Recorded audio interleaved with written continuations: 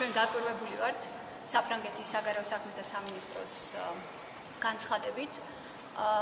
საქმე იმაშია, რომ საფრანგეთის საგარეო საქმეთა სამინისტრო და საერთოდ დიპლომატიური სტრუქტურები საქართველოსა და საფრანგეთის სამართალდამცავ ორგანოებს შორის ამ თანამშრომლობაში ჩართული არც ერთ ეტაპზე არ ყოფილან.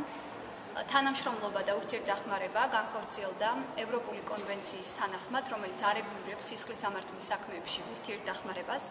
კერძოდ ამ კონვენციის მე-13 მუხლის თანახმად, რომელიც პირდაპირ ითვალისწინებს, რომ ორი ქვეყნის კომპეტენტურ შესაბამის უწყებებს ჰქონდეთ პირდაპირი კომუნიკაცია და პირდაპირი თანამშრომლობა.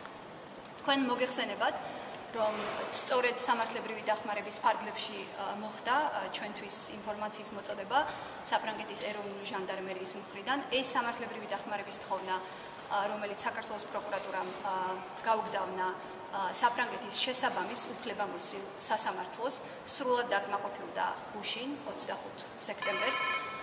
იქიდან გამომდინარე, რომ საქმე ეხებოდა ეროვნული უსაფრთხოებისათვის მნიშვნელოვან საკითხებს და ასევე საქმე ეხებოდა საჯარო პირების შესაძლო დანაშაულებრივ ქმედებებს, საქართველოს სამართალდამცავ ორგანოებს არც ერთ ეტაპზე არ აუღია ვალდებულება საფრანგეთის შესაბამისი სტრუქტურების წინაშე ინფორმაციის კონფიდენციალობასთან დაკავშირებით.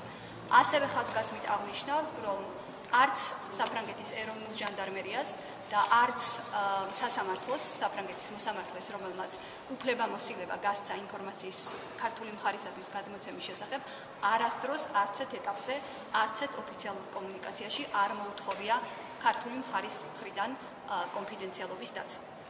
შესაბამისად, თანამშრომლობა, რომელიც განხორციელდა საფრანგეთის ეროვნულ ჟანდარმერიასა და საქართველოს პროკურატურას შორის, სრულად შეესაბამება საერთაშორისო სტანდარტებს, რომელიც ორ ქვეყანას შორის ურთიერთდახმარებას, სამართლებრივ საკითხებში ურთიერთდახმარებას არეგულირებს. მე კიდევ ერთხელ სარგებლობ ამ შესაძლებლობით და მადლობას ვუხდი საფრანგეთის ეროვნულ ჟანდარმერიას და ყველა სტრუქტურას, რომელმაც აქტიურად ითანამშრომლა საქართველოს სამართალდამცავ ორგანოებს.